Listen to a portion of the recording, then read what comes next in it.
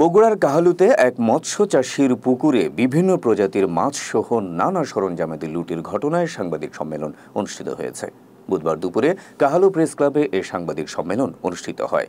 এতে লিখিত বক্তব্য পাঠ করেন মুন এগ্রো ফার্মের স্বত্বাধিকারী মৎস্য চাষী আলহাজ মোহাম্মদ আবুল কাশেম মঞ্জু।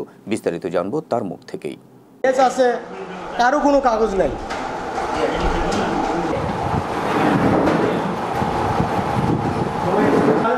আমি গত নির্বাচন করেছি, অল্প ভোটে 80 নম্বর এগিয়ে গেছে।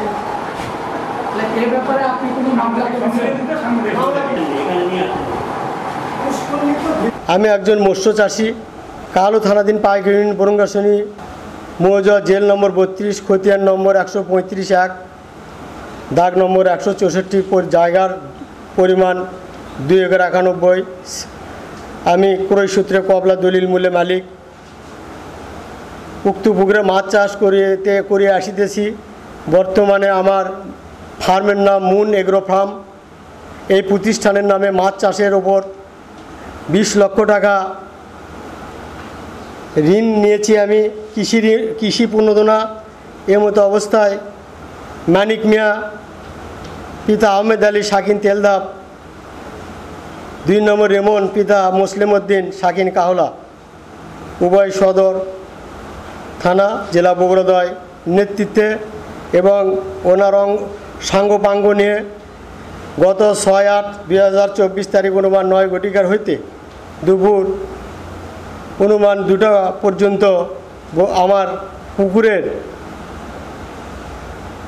2টা পর্যন্ত বরঙ্গাসনী গ্রামের পার্শ্ববর্তী বগুড়া সদর থানাধীন তেলদাব দাঁড়িয়াল গ্রামের বাসিন্দা প্রায় 300-400 জন লুটপাটের উদ্দেশ্যে আমার উক্ত পুকুরে আসিয়া বেড় জাল তৌড়া জাল দিয়ে পুকুরে থাকা মনোসেক্স তেলাপোয়া 35,000 পিস সিলভার ব্রিগেড কার্পু হাংড়ি রুই মৃগেল বাটা সহ বিভিন্ন প্রজাতির 400 মন মাছ এবং একটি এয়ারিটর মেশিন, একটি submersible pump, electric halogen light, 150 feet rod GI মিশ্রিত নেট লুটপাট করে নিয়ে যায়।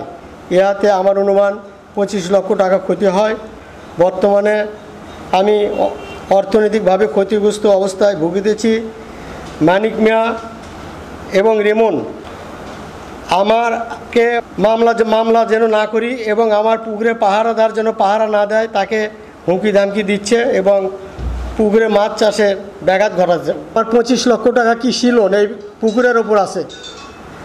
আমার এই মাছ লুটতরাজ হওয়ার কারণে আজকে আমি অসহায় নিঃস্ব। আমার এই মাছ চাষ থেকে যে আয় আসতো তা আমি ব্যাংকের লোন শোধ করতাম। আজকে কিভাবে আমি আমার ব্যাংকের লোন শোধ করব আমি জানি না, আল্লাহ জানে। আমার পরিবারের কি দশা হবে আমি জানি না।